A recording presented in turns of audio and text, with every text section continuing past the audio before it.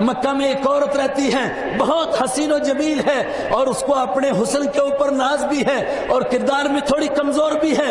ایک وقت میں شیشے کے سامنے اپنے چہرے کو دیکھتی ہے، اپنے شوہر سے کہتی ہے کہ تم بتاؤ اس چہرے کو اگر کوئی دیکھ لے کیا وہ فتنے سے بچ سکتا ہے، وہ گناہ سے بچ سکتا ہے؟ نہیں بچ سکتا ہے۔ اس چہرے کو جو بھی دیکھے گا وہ فتنے میں پڑ جائے گا۔ اس کے شوہر نے کہا یہ امت بانج نہیں ہے، ایسے لوگ قیامت تک پیدا ہوں گے۔ خود اس مکہ کے اندر عبید ابن عمیر ایسے انسان ہیں کہ جو تجھے دیکھیں گے مگر اس کے باوجود فتنے میں نہیں پڑیں گے۔ اس نے کہا کہ مجھے پھر اجازت دیجئے کہ میں اس کو آزما لوں، ذرا امتحان کر لوں۔ شوہر نے کہا کہ آزما لے۔ اس نے کہا جا تو آزما لے، نہیں تو کامیاب ہوگی۔ وہ گئی حضرت عبید ابن عمیر کے پاس اور بہانہ بنایا کہ میں آپ سے ایک مسئلہ پوچھنا چاہتی ہوں، اور اس سے پہلے وہ آیتیں نازل ہو چکی ہیں فَاسْأَلُوهُم مِّن وَرَاءِ حِجَاب، پردے کے پیچھے سے سوال کرو، اور جب گھر سے باہر نکلو تو اپنے اوپر اپنے چہرے کو ڈھانک کر کے پردہ کر کے باہر نکلو۔ وہ سب اس کو معلوم ہے، اور مکہ کا ماحول ایسا نہیں ہے کہ کوئی عورت بے پردہ باہر نکل سکے، یہ پردے کے ساتھ نکلتی ہے، ان کا دروازہ کھٹکھٹاتی ہے اور پردہ کر کے اندر جاتی ہے کہ ایک بڑا ضروری مسئلہ پوچھنا ہے، اس مسئلے کے بغیر میں رہ نہیں سکتی ہوں اور آپ کے سوا کوئی بتا نہیں سکتا ہے۔ انہوں نے فرمایا کہ ٹھیک ہے مسئلہ پوچھنے کے لیے آ جاؤ، اور جب وہ مسئلہ پوچھنے کے لیے بیٹھتی ہے ادھر ادھر کی باتیں کرتی ہے، اپنے چہرے سے کپڑا ہٹاتی ہے، اور اس کے بعد ایک دم کہتی ہے مسئلہ تو بعد میں بتاؤں گی مگر میں کیا بتاؤں، میں آپ پر عاشق ہو چکی ہوں، اب میں باہر نہیں جا سکتی ہوں، آپ میرے لیے کچھ غور کیجئے۔ فرمایا میں تیرے بارے میں غور کروں گا، لیکن اس سے پہلے میرے چند سوالوں کا جواب دو۔ جب تیرے سامنے حضرت اسرائیل آئیں گے، موت کا منظر ہوگا، تیری جان نکلنے کے لیے اسرائیل سامنے آ جائیں، ملک الموت آ جائیں، اور تجھے معلوم ہو یہ ملک الموت ہے، اب میری جان نکلی جا رہی ہے، اب مجھے دنیا کو چھوڑنا ہے، ماں باپ کو، رشتہ داروں کو، سب کو چھوڑ کر اکیلے نکلنا ہے، اور گھر سے میری میت نکلنی ہے اور کوئی میرے ساتھ نہیں جانا ہے۔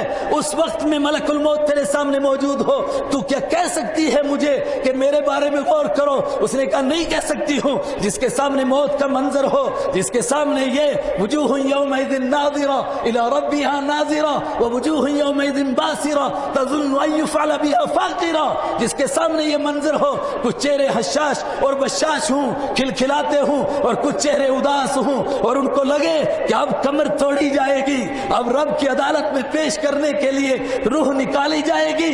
وجاءت سکرۃ الموت بالحق ذلک ما كنت منه تحید، ان سے کہا جائے کہ یہ موت کی بے ہوشی آ گئی، اس سے تو بھاگا کرتا تھا، اب بھاگ کر کے دکھا۔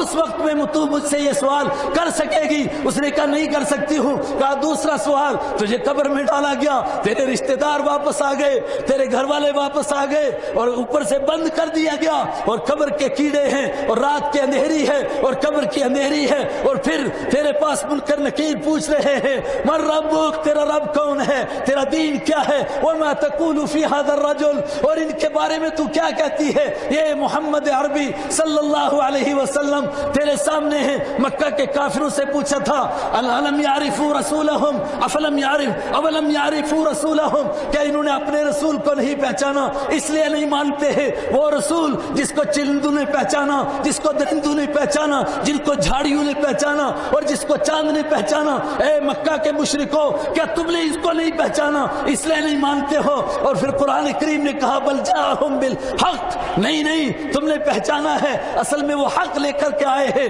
اور حق تمہارے حلق سے نیچے نہیں اترتا ہے۔ اس قبر کے منظر میں اگر تجھ سے یہ سوال ہو تو کیا تو مجھ سے کہے گی کہ میری ضرورت پوری کرو اور میرے ساتھ نعوذ باللہ گناہ کرو؟ کیا اس وقت میں تو یہ سوچ سکتی ہے؟ اس نے کہا میں نہیں سوچ سکتی ہوں۔ کہا آگے بڑھ جا، محشر کا میدان ہے، اوہ سب کے سب انسان حاضر ہیں اور ایک دوسرے کو پہچان رہے ہیں، لیکن لا یسأل حمیم حمیما، کوئی دوست کسی دوست کو نہیں پہچانتا۔